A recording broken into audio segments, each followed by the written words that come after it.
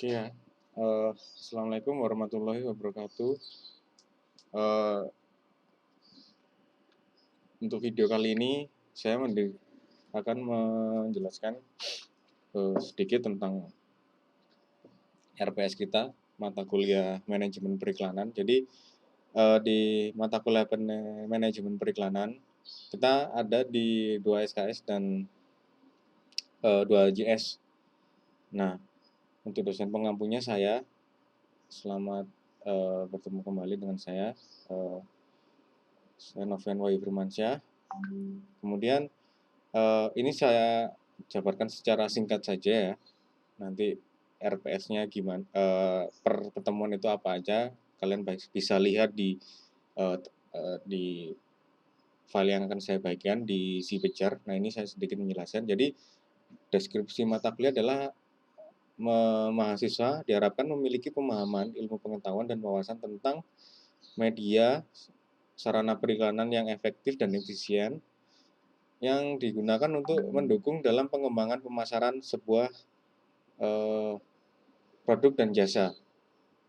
Kemudian yang kedua adalah bagaimana mahasiswa bisa mampu memanajemen dengan kerangka perekonomian makro dan transaksi ekonomi dasar pemasaran dan perkembangan manajemen ataupun proses manajemen organisasi kerja atau aspek-aspek sumber daya manusia. Ini manajemen ini dalam arti bagaimana sebuah perusahaan periklanan itu bekerja, serta definisi-definisinya. Kemudian memecahkan permasalahan periklanan melalui evaluasi, investasi, akuntansi biaya, kemudian analisis titik impas, anggaran, dan mempertimbangkan risikonya. Nah, ini terkait bagaimana kalian bisa memahami bagaimana intinya budgeting, kemudian resiko periklanan, itu nanti diharapkan kalian juga bisa memahami hal-hal seperti itu. Kemudian untuk keempat adalah strategi perancangan media pemasaran, pengembangan dalam pemasaran observasi pasar, kemudian analisis promosinya, dan mempertimbangkan produk-produk yang dihasilkan, serta yang kelima, pelaksanaan dalam organisasi dalam periklanan tersebut. Jadi dalam pemasaran, observasi pasar, kemudian analisis promosinya itu nanti juga akan kita bahas bersama-sama. Bagaimana sebelum kita beriklan, kita harus riset dulu nih target marketnya, kemudian analisis promosinya seperti apa, sehingga resiko-resiko ataupun efisiensi dari periklanan tersebut menjadi lebih bagus. Nah, kemudian yang terakhir tadi adalah pelaksanaan dalam organisasi dalam periklanan. Nah, ini organisasi periklanan atau perusahaan periklanan sudah pasti ada sub-subnya, ada divisi-divisinya. Kalau dikatakan di videografi ada divisi sutradara, ada divisi skenario, ada divisi kamera. Nah, di periklanan juga ada hal-hal seperti itu. Kemudian untuk SCPL-nya diharapkan mahasiswa memiliki kemampuan merancang untuk memecahkan berbagai masalah dalam bentuk karya desain. Nah, ini umum ya. Ini memang mata kuliah ini memang juga sebagai ilmu tambahan untuk kalian bagaimana akan dikaitkan ke dalam karya desain nanti yang akan kalian buat. Tentunya DKV, desain komunikasi visual, memang tidak jauh dari periklanan, advertising. Kemudian CPMK-nya adalah memiliki ilmu pengetahuan dan wawasan untuk menyelesaikan dalam pemasaran, khususnya media dan sarana periklanannya. Masalah tersebut dipecahkan melalui analisa dan data lapangan, observasi. Kalau pada perkuliahan sebelumnya itu nanti ada satu sesi mahasiswa itu saya tugaskan ke observasi langsung ke biro-biro perikanan yang ada di Kota Malang. Namun kalau untuk pandemi ini mungkin akan saya ganti dengan studi kasus literatur. Kemudian memiliki pemahaman secara konseptual manajemen periklanan yang mengacu pada efektivitas media dan sarana periklanan.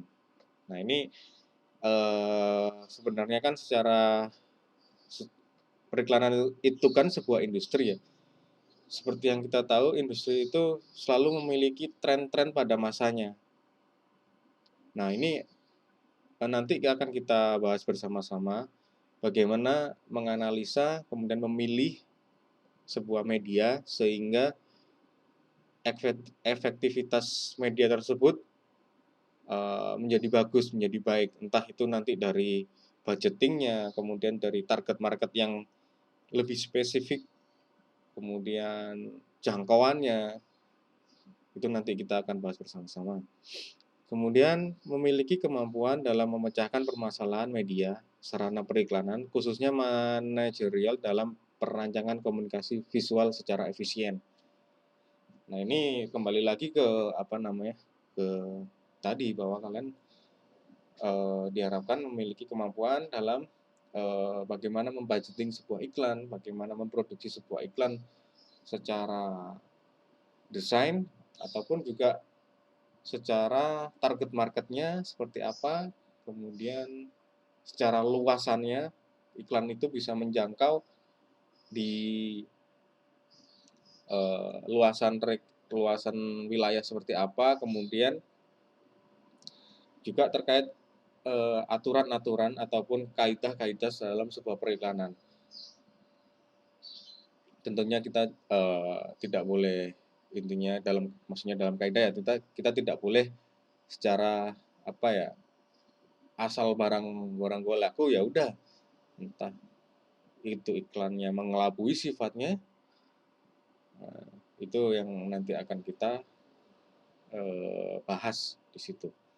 Nah itu sedikit gambaran nanti perkuliahannya seperti apa.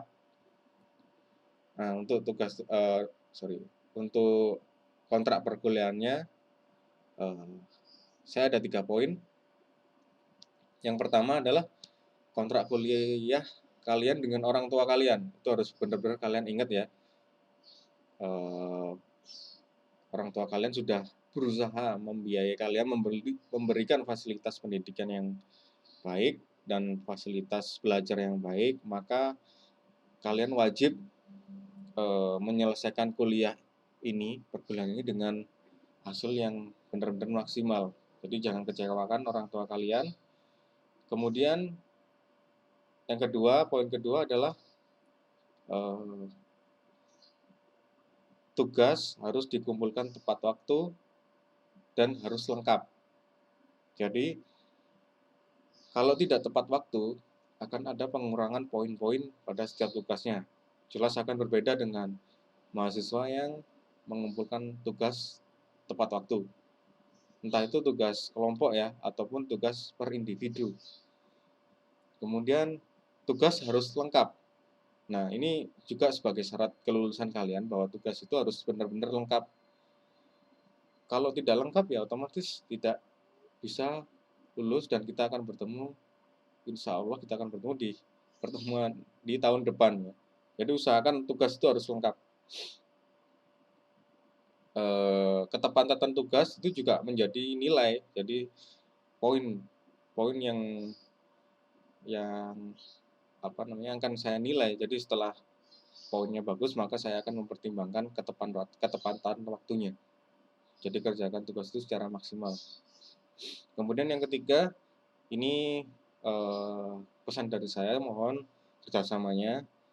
Jangan sampai mencoba mengelabui saya terkait tugas, absensi, dan lain-lain. Entah itu intinya terkait dengan proses perkuliahan ya.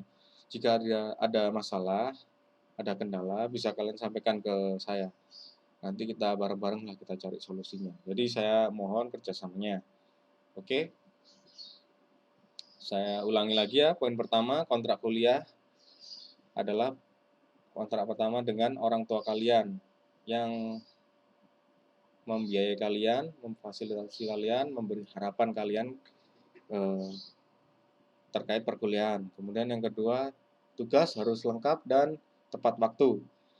Yang ketiga, jujur, harus berusaha jujur dan tidak mengelabui, tidak berusaha mengelabui. Jadi jika ada kendala, sampaikan entah melalui grup WhatsApp ataupun WA pribadi ke saya. Oke, saya rasa cukup untuk untuk penjelasan RPS-nya. Oke, selamat